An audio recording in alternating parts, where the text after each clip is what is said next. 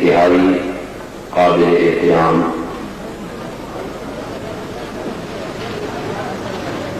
تحریک نفاذ فقہ حنفیہ کے قائد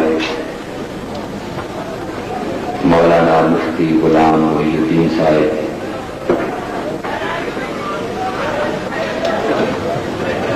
اور تحریک کے ڈپٹی سیکرٹری مولانا عبدالرؤوف صاحب مقامی، حضرات علماء کرام، بزرگوں اور بھائیوں،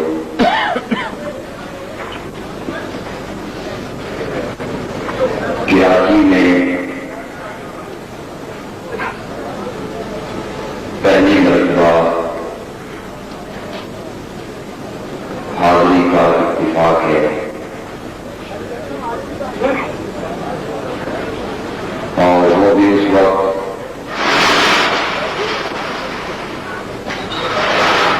جب نیند اپنے سمجھے آپ کے آنکھوں کے ڈال چکی ہے اور جس کے آثار آپ کے چہرے سے نمایاں ہیں۔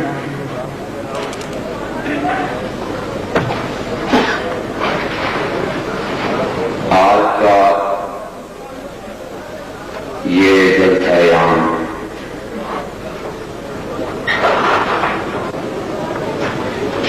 تحریک نفاذ فقہ حنفیہ اور نوجوانان توحید و سنت کے زیر اہتمام انعقاد پذیر ہے۔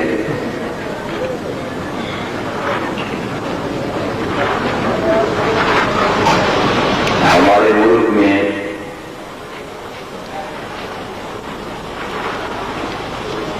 ایک اقلیتی فرقہ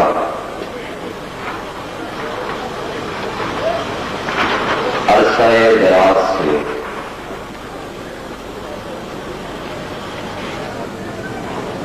فقہ جعفریہ کے نام پر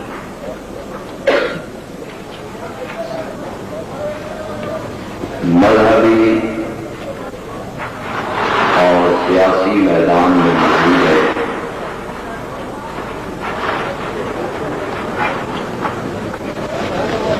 اور اس وقت پورے ملک میں جو مذہبی فرقہ واریت قائم ہے اس کی تمام تر ذمہ داری فقہ جعفریہ کے متوالوں پر عائد ہوتی ہے۔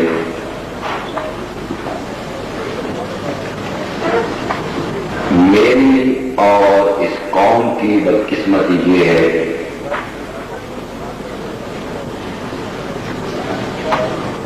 کہ ہم میں سے اکثر لوگ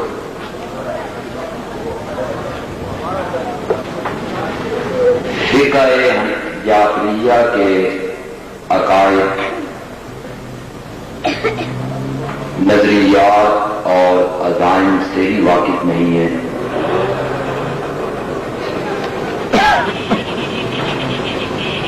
ہمارا یہ طبقہ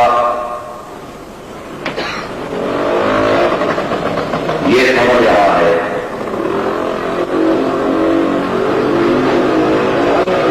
کہ محرم کے جلوس نکالنے کا نام فقہ جعفریہ ہے، محرم کے ایام میں کالے کپڑے پہن کے بازاروں میں آنے کا نام فقہ جعفریہ ہے،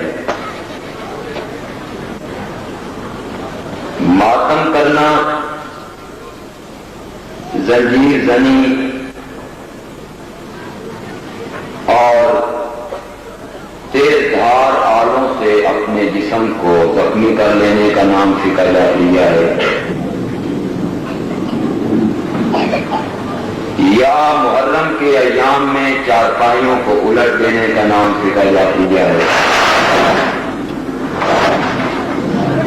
گھوڑے کی آنکھوں میں مرچیں ڈال کے اور اس کے سموں پہ مصنوعی خون لگا کے رنگ لگا کے اس دلدل کو بازار میں لے آنے کا نام شریعت ہے یا فقہ جعفریہ ہے، یہ غلط ہے۔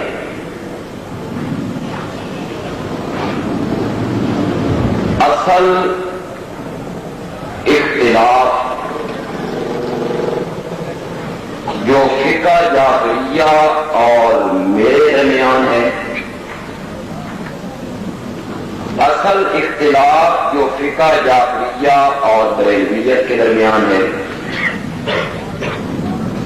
اصل اختلاف جو فقہ جعفریہ اور ایک مسلمان کے درمیان ہے،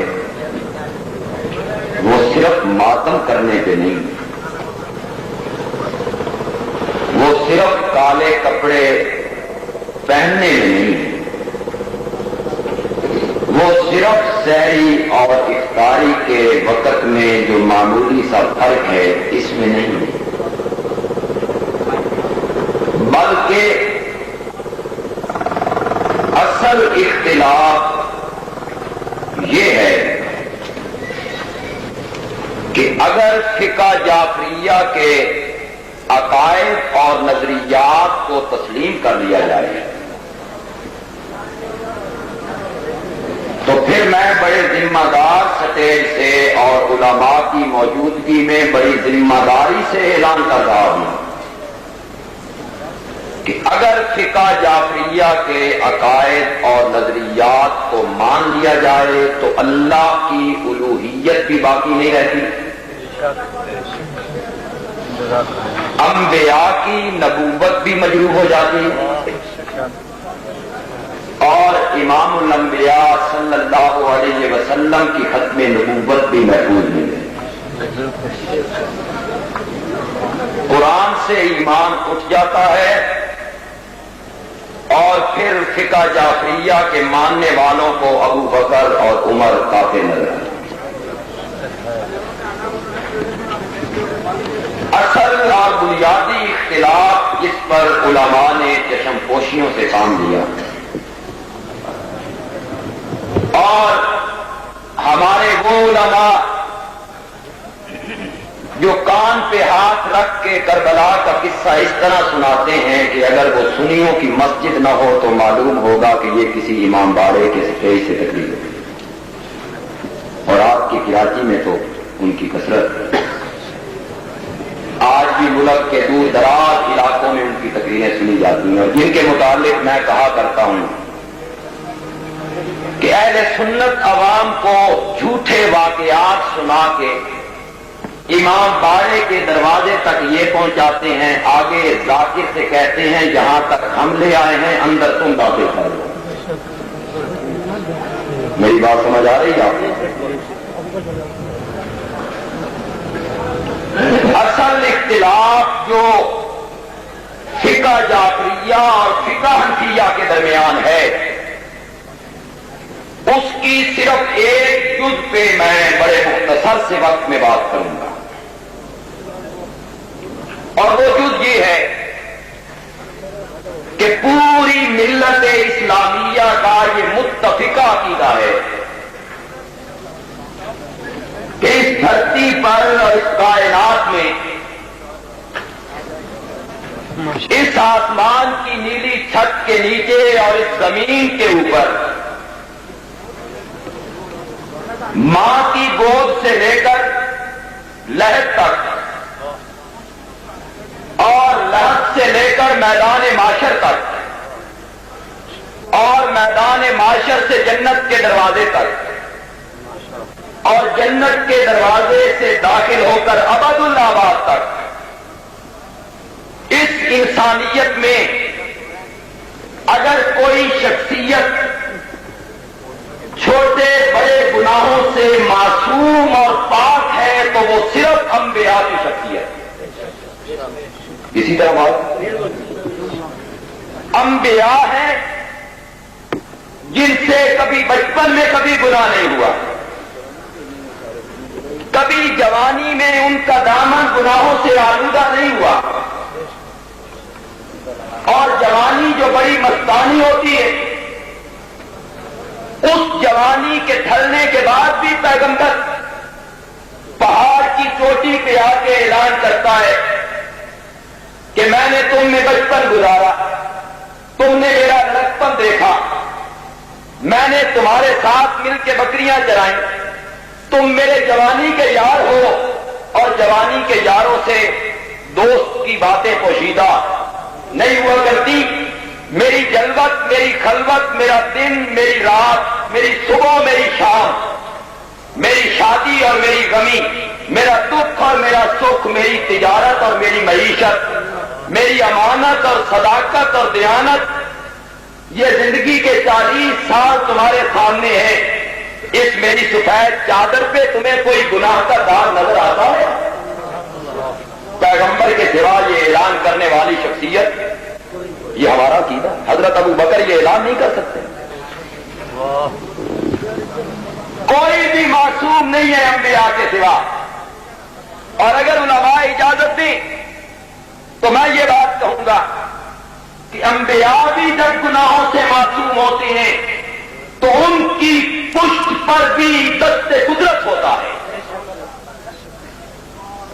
اور اگر مجھے علماء یہ کہنے کی اجازت دے دیں کہ خدا تعالی کائنات کے ہر آدمی سے یہ کہتا ہے، کوئی بڑا ہو یا چھوٹا، صحابی ہو یا تابی، امام ہو یا مقتدی، پیر ہو یا اس کا مرید، مولوی ہو یا اس کا مقتدی، شہری ہو یا دیہاتی، مفسر ہو یا محدث، فقیہ ہو یا فقیہوں کا امام، امام ابو حنیفہ ہو، امام شافعی ہو، امام احمد ہو، امام مالک ہو، امام نسائی ہو، امام ابو داؤد ہو، امام مالک ہو، امام بخاری ہو، اور اوپر چلے جائیے، کوئی تبع تابعین میں سے ہے، کوئی تابعی ہے، کوئی صحابی ہے، حضرت بلال ہے، حضرت خالد ہے، ابو ہریرہ ہے، حضرت جابر ہے، حضرت علی ہے، حضرت حسن ہے، حضرت حسین ہے، فاطمہ الزہرا ہے، صدیقہ کائنات ہے،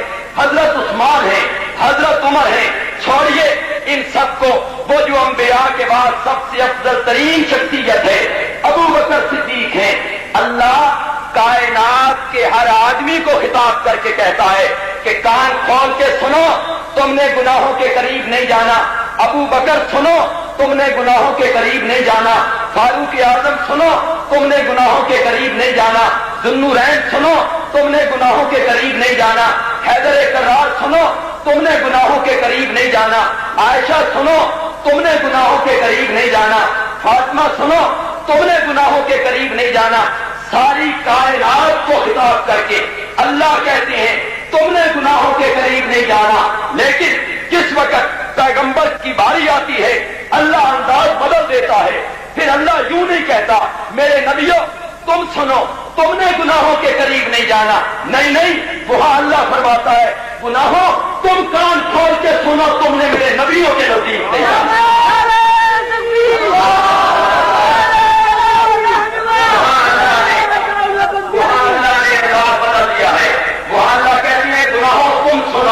تم نے میرے نبیوں کے قریب نہیں جانا۔ آؤ میں تمہیں قرآن سے ایک مثال دیتا ہوں۔ کذالک لنصرف عنہ السوء والفحشاء۔ علماء حضرات، یہاں اللہ تعالیٰ کیا کہتے ہیں؟ ہم نے یوسف کو گناہوں سے ہٹا دیا۔ جب یوسف 7 کمروں میں بند کھڑا تھا اور دروازے بند کر کے تالے لگا کے چابیاں زلیخا نے جیب میں ڈالنی تھی اور اندر جا کے کہتی تھی ہے تلک یوسف میں تجھے دعوت گناہ دیتی ہوں، یہاں دیکھنے والی آنکھ بھی کوئی نہیں، یہاں روکنے والا ہاتھ بھی کوئی نہیں، اور یہ خلوت کے مواقع روز روز ملا بھی نہیں کرتے، اور آج میں تیری آقا مالکہ، تو میرا زر خرید غلام، میں تجھے محبوبہ بن کے نہیں عاشق بن کے دعوت گناہ دے رہی ہوں، ہے تلک۔ اور وہاں یوسف نگاہیں چھت کی طرف کر کے کہتے ہیں معاذ اللہ، معصوم ہے نا نبی، بچ رہا ہے، معاذ اللہ، اللہ کی پناہ۔ زلیخا نے دیکھا باہر کھٹا گیا، زلیخا کہتی ہے یوسف سنو، میں آج کا موقع ضائع نہیں کروں گی. دروازے بند ہیں, تالے لگے ہوئے ہیں, چابیاں میری جیب میں ہیں, راستے بند, قانون کوئی نہیں, قاعدہ کوئی نہیں, اصول کوئی نہیں, باہر نکلنے کا راستہ کوئی نہیں, تم نہیں جا سکتے ہو. اور حضرت یوسف کو بھی پتا تھا چابیاں اس کی جیب میں ہیں, تالے لگے ہوئے ہیں, راستہ کوئی نہیں, اور جب تک دروازہ کھلے نہیں بندہ باہر جا نہیں سکتا, قانون بھی کوئی نہیں, ضابطہ بھی کوئی نہیں. لیکن ان تمام چیزوں کو دیکھنے کے باوجود حضرت یوسف نے نگاہیں چھت کی طرف اٹھائی. امن یجیب المضطر اذا دعا, اور لاچاروں اور بے کسوں کی دعائیں سننے والے, مجھ سے بڑا بے کس کون ہوگا, مجھ سے بڑا لاچار اس کائنات میں کون ہوگا. مولا میری سفید چادر پہ گناہ کا داغ لگانا چاہتی ہے, یہ میں بھی مانتا ہوں کہ راستہ کوئی نہیں, میں بھی مانتا ہوں کہ باہر نکلنے کا اصول کوئی نہیں, قاعدہ کوئی نہیں, لیکن مولا قانون کا تو میں پابند ہوں, تو نہیں. اصول کی تو خلقت پابند ہے, تو نہیں. ضابطوں کے تو ہم پابند ہیں, تو نہیں. تو اس سے کیا بعید ہے. اور خدا نے یوسف کے کان میں کہا, پھر کھڑے کس لیے ہو, دروازے کی طرف دوڑو نا, دوڑنا تیرا کام ہوگا, تالوں کو توڑ دینا میرا کام ہوگا. اور یوسف دروازے کی طرف دوڑے ہیں. انہوں نے تالے کو ہاتھ لگایا ہے اور تالے ٹوٹتے چلے گئے ہیں. اور اسی سے متاثر ہو کر مولانا روم کہتے ہیں, گرچہ رکھنا میرے تالم راپدی, گرچہ رکھنا میرے تالم راپدی, دیوانہ وار ہم تو یوسف بھی باید کبھی. مولانا روم کہتے ہیں, اور کائنات کے انسان, اگر تجھے ڈاکٹروں نے مایوس کر دیا اور ڈاکٹروں کے بورڈ نے یہ فیصلہ کر دیا کہ یہ مریض موت کے پنجے سے بچ نہیں سکتا, اور بڑے بڑے فقہاء اور منسٹر انہوں نے فیصلہ کیا کہ یہ انسان پھانسی کے پھندے سے بچ نہیں سکتا, اور امریکہ, انگلینڈ, فرانس کے ڈاکٹروں کے بورڈ نے یہ فیصلہ کیا کہ اس میاں بیوی سے اولاد پیدا نہیں ہو سکتی. مولانا روم کہتے ہیں, گرچہ رکھنا نیست عالم راپدی, اگر کوئی سراغ نہ ہو, کوئی راستہ نہ ہو, کوئی قانون نہ ہو, کوئی اصول نہ ہو, کوئی ضابطہ نہ ہو, تو ہاتھ باندھ کے کھڑا نہ رہنا, ہاتھ باندھ کے کھڑا نہ رہنا. دیوانہ وار ہم تو یوسف می باید طوید, دوڑ پڑنا, حرکت کرنا تیرا کام ہے, یوسف کی طرح تالے توڑ دینا میرا کام. اور کبھی کبھی خدا, کیونکہ جلسہ نوجوانان توحید و سنت کا بھی حصہ ہے اس میں, لہذا اس بارے بھی کچھ کہہ کے جاؤں گا.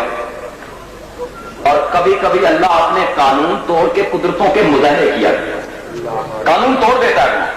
آپ نے نہیں دیکھا حضرت مریم کھڑی ہیں, شادی نہیں ہوئی, جبریل آ گئے, اللہ کہتا ہے کہ میں تجھے بیٹا دوں گا, اور حضرت مریم کہتی ہیں, جبریل کیا یہ اسی خدا کا قانون نہیں کہ جب تک نر اور مادے کا جوڑا امتزاج نہ کرے اس وقت تک اولاد پیدا نہیں ہوتی.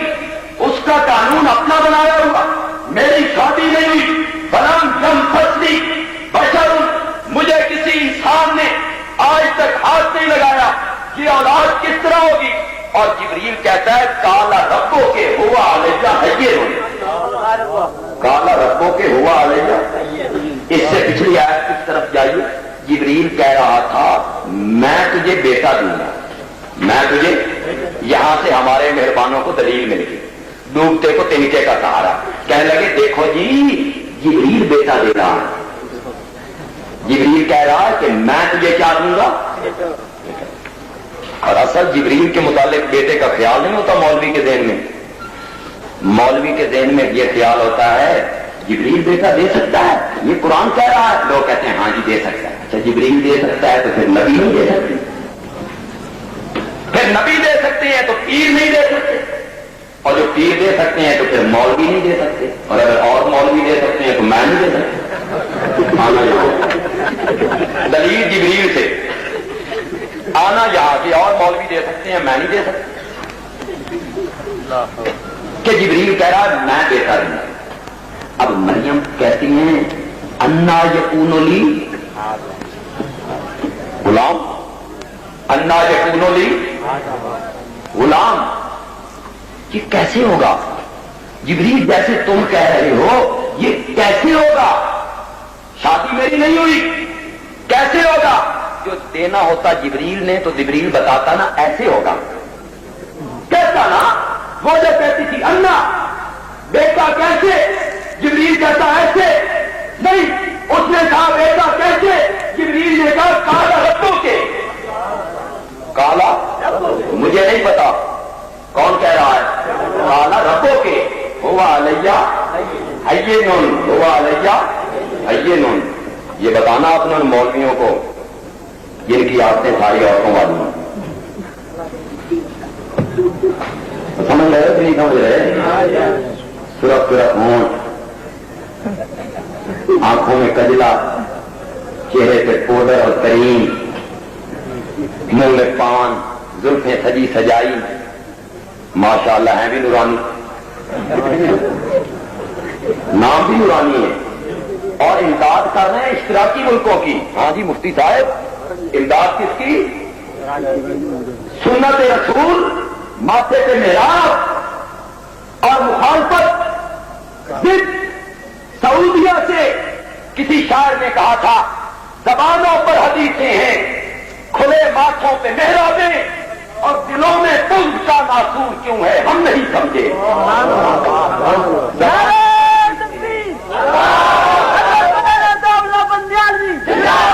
जबानों पर हदीसें हैं, खुले माथे पे मेहराबें, और दिलों में तुझ का नासूर क्यों है, हम नहीं समझे।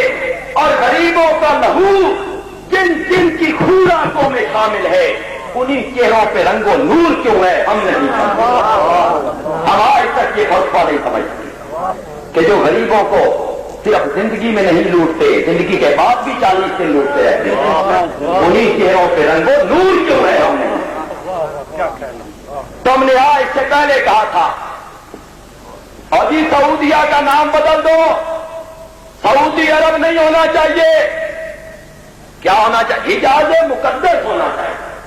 हिजाज नूरानी साहब लालू खेल का नाम बदल दो, दो बात एक सिंह का बदल कर दो, छांगे मांगे का बदल कर दो, बदलो।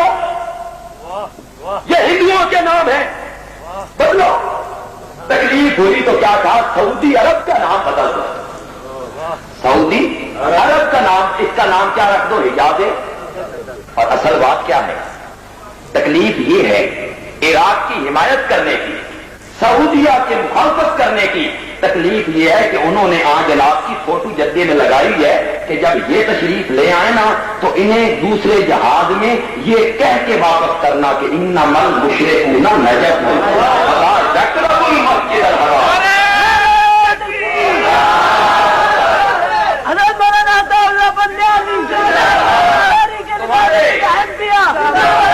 तुम्हारे दाखिले और हुकूमत ने बंद किए, और शिरक के पीपो और जहन्नम के दुम्बो तुम्हारे दाखिले सऊदिया हुकूमत ने बंद किए। और तुम कहा करते थे देवबंदी गुस्ताखे रसूल हैं, देवबंदी नबी के दुश्मन हैं। अरे आज ये बात वाज़ेह नहीं हो गई कि जो आशिक हैं वो मिजाज पे आज भी जाते हैं, गुस्ताखों को कभी तौफीक ही नहीं।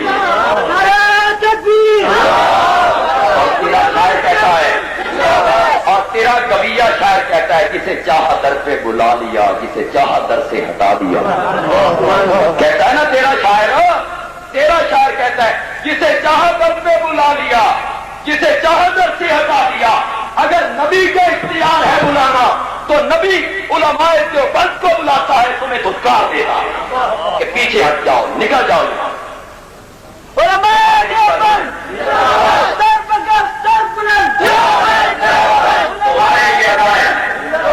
तुम्हारे लिए अदाएं कभी पूरे नहीं होंगे। तुम सऊदी अरब जाके तकरीब कारी करोगे, तुम कहते हो कि हज का इंतजाम हमारे हवाले कर दो। जमीयत उलमाए पाकिस्तान संभाली नहीं जाती, हज का निजाम संभालते हैं। वो तुर्रे वाला अलग हो गया, पान वाला अलग हो गया है।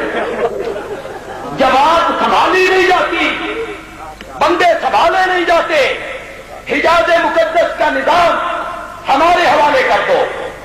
ایک دفعہ جناب کو تکلیف ہوئی تھی راولپنڈی کے مقابلے میں اجتماع کرنے کی. ملتان میں کیا, ہمارے سرگودے میں بھی کیا, سنی کانفرنس کے نام پہ. وہاں کیا ہوتا تھا؟ نورانی حلوہ پوری, نیازی حلیم. جو عادت ہو نا کتے دی پوچھڑی نو 100 سال سدھے کرنے کی کوشش کرو, وہ پٹھی ہے. کھانے پینے کی عادت وہاں بھی نہیں گئی. نیازی حلیم, نورانی حلوہ پوری. اور کمال یہ ہے بندے اتنے اکٹھے ہوئے کہ جن سے زیادہ راولپنڈی میں لیٹرینیں ہوتی ہیں. راولپنڈی کے اجتماع میں جتنی لیٹرینیں ہوتی ہیں اتنے بندے اکٹھے نہ ہوئے. اور کہتا ہے میں سواد اعظم ہوں, میں سواد اعظم ہوں.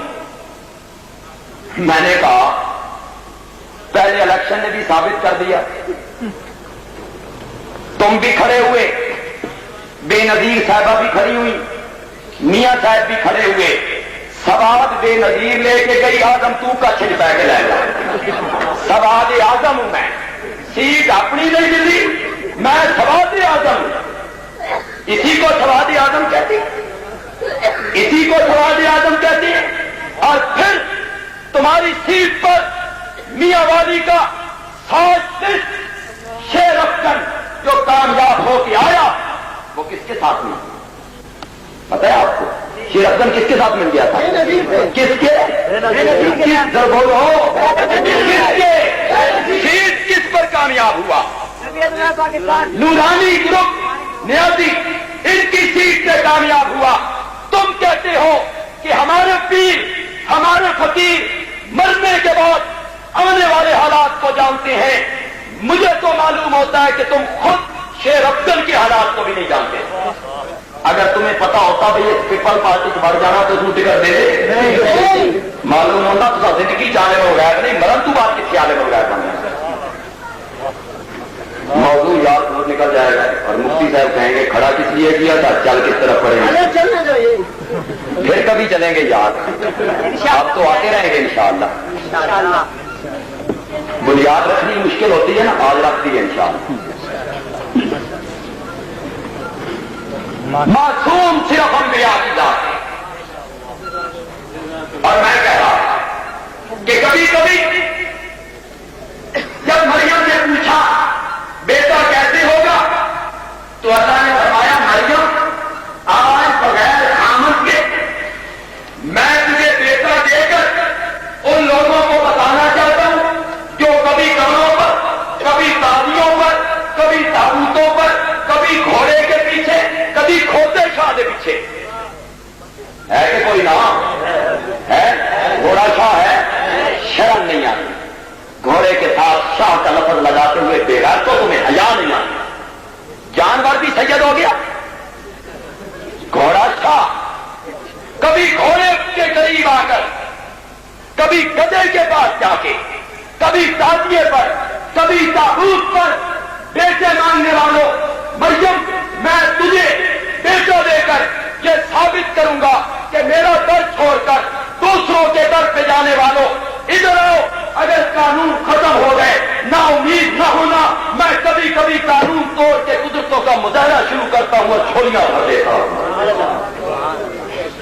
وہ گھر ایسا ہے جس گھر سے بندہ مانگے بھی صحیح تو مایوس کبھی نہیں ہوا کرتا. یہ کبھی پھر آئے تو انشاءاللہ اس موضوع پہ چلیں گے. حضرت یوسف باہر آئے, یوسف باہر آئے, زلیخا نے پیچھے سے کرتا پکڑ لیا, اور زلیخا نے جو کرتا پکڑا تو کرتا پیچھے سے ہٹ گیا. یوسف باہر, زلیخا پیچھے, سامنے زلیخا کا خامند آ گیا این موقع پر. اور زلیخا نے جو پینترا بدلا, عورتیں کتنی مکار ہوتی ہیں. پھر آپ کہیں گے ہم مولوی عورتوں کے مخالف ہیں. عورتیں کتنی مکار ہوتی ہیں. جب خامند سامنے آیا تو کہتی ہے اس بندے کی سزا کیا ہے جس نے تیری عزت پہ ہاتھ ڈالا ہے, جس نے تیری عزت پہ مکر دیکھا. اور وہ کیسے قرآن میں آیت آتی ہے جہاں خدا شیطان کے مکر کا ذکر کرتا ہے تو اللہ تعالیٰ فرماتے ہیں اِنَّ کَیْدَ الشَّیْطَانِ کَانَ ضعیفا. شیطان کا مکر ضعیفہ کیا ہے؟ کیا ہے؟ اور جہاں عورتوں کے مکر کا ذکر کیا تو وہاں اللہ نے فرمایا انا کیدکن عظیم، انا کیدکن عظیم، اور شیطان کا مکر کمزور اور عورت کا مکر بہت بڑا. پینٹرا بدلا. یوسف نے صفائی میں کچھ باتیں کی، لیکن میں عرض یہ کرنا چاہتا ہوں کہ اللہ نے اس واقعے کا ذکر کیا، یوسف کو ایک گناہ سے بچایا. اس کا ذکر کرتے ہوئے اللہ کیا کہتی ہیں؟ لِنَصْرِفَ عَنْهُ السُّوءَ وَالْفَحْشَاءَ. ہم نے یوسف کو گناہ سے ہٹایا. لِنَصْرِفَ عَنْهُ، ہم نے یوسف کو گناہ سے ہٹایا نہیں، اللہ نے فرمایا یوسف وہی کھڑا رہا، ہم نے گناہ کو ہٹا دیا. یوسف وہی کھڑا تھا، ہم نے گناہوں کو ہٹایا. فقہ حنفی کہتی ہے کہ انبیاء کے سوا گناہوں سے کوئی بھی معصوم نہیں. صحابہ ہمارے نزدیک معصوم نہیں. یہ بھی موازنہ نکالیے. ہم یہ کبھی نہیں کہتے کہ صحابہ سے گناہ نہیں ہوئے، قصور نہیں ہوئے، غلطیاں نہیں ہوئی، لغزشیں نہیں ہوئی، خطائیں نہیں ہوئی. وہ انسان تھے، نبی نہیں تھے، ان سے قصور ہوئے، لغزشیں ہوئی، غلطیاں ہوئی، گناہ ہوئے. لیکن رب نے اعلان کیا لہم مغفرۃ، میرے محمد کے یارو تم گناہ بعد میں کرو گے، میں معافی کا اعلان پہلے کر دیتا ہوں. لہم مغفرۃ ورزق کریم. اور اگر آپ بدر کے میدان میں چلیں 313 ہیں 1000 کے مقابلے میں. حضرت مفتی صاحب تشریف فرما ہیں، اللہ نے 313 کے ایمان کا ذکر کرتے ہوئے کیا کہا؟ ان اللہ قد اطلع علی اہل بدر اطلاع. علماء حضرات تشریف فرما ہیں، معنی بنتا ہے اللہ نے جھانک کے دیکھا. اللہ نے، لیکن عربی بہت عجیب زبان ہے. یہ جھانک کے جو میں نے معنی کیا ہے، یہ اطلاع کا پورا فٹ معنی نہیں. قرآن میں ہم اردو میں قاری نہیں، پنجابی میں آپ معنی کریں گے اللہ جھاتی پا کے دیکھا. پنجابی بھی سمجھ آندی پہ کہ کوئی نہ ہو. وہ کہہ رہے تھے نا سارا لے جا کے اتحاد ہی کر لیں گے، رلا ملا کے شروع کریے. اللہ جھاتی پا کے دیکھا. اطلاع علی اہل بدر، اللہ نے جھانک کے دیکھا ان کے دلوں کے اخلاص کو، ابو بکر کے ایمان کو، فاروق اعظم کے اخلاص کو، حیدر کرار کے خلوص کو، اور امیر حمزہ کے ایمان کو، ان کے دلوں کو جھانک کے دیکھا. اور اللہ نے فرمایا اعملوا ما شئتم قد غفرت لکم. اور میرے محمد کے 313 یارو، آج کے بعد جو دل میں آئے کرتے رہو، میں نے تم سے حساب نہیں لینا ہے.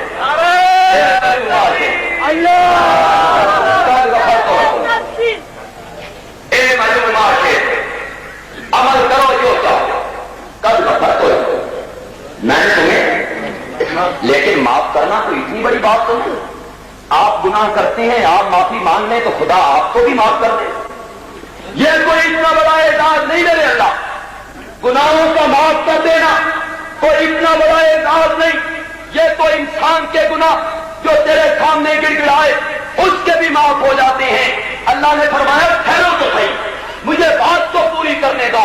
صرف معاف نہیں کیا، فبدلت سیئاتکم حسنات. اور اے میرے محمد کے 313 یارو، میں نے تمہارے لیے قانون بنایا کہ آئندہ زندگی میں تم گناہ بھی کرو گے تو میں نیکیاں لکھوں گا. وہ معصوم نہیں، گناہ ہوئے، لیکن اللہ نے ان کے گناہوں کو. میں ایک مثال دیا کرتا ہوں. گھڑا ہو پانی کا، یہ کپڑا پلیت ہو جائے، آپ اس گھڑے کے پانی میں یہ کپڑا پلیت کپڑا ڈال دیں، پاک ہو جائے؟ الٹا پانی میں کیا ہو جائے گا؟ اور اگر آپ یہ کپڑا ایک نہر سمندر میں ڈال دیں، کپڑا پاک ہو جائے گا اور سمندر بھی.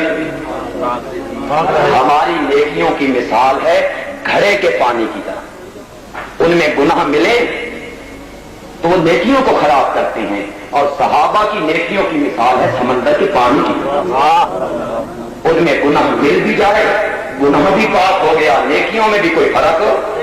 تو میں عرض کر رہا تھا کہ فقہ حنفیہ کا عقیدہ ہے اور امت مسلمہ کا یہی متفقہ عقیدہ ہے کہ انبیاء کے سوا گناہوں سے کوئی معصوم نہیں، گناہوں سے معصوم ہونا یہ صرف کس کی ہے؟ کس کی؟ اور انبیاء کی کوئی صرف کسی غیر نبی میں پائی نہیں جاتی۔ اور فقہ جعفریہ کہتی ہے جس طرح سارے نبی گناہوں سے معصوم ہیں، اسی طرح ہمارے 12 امام بھی گناہوں سے معصوم ہیں۔ اب نبیوں والی صفت جو اماموں میں مانے وہ مسلمان کے قابل کون ہے؟ وہ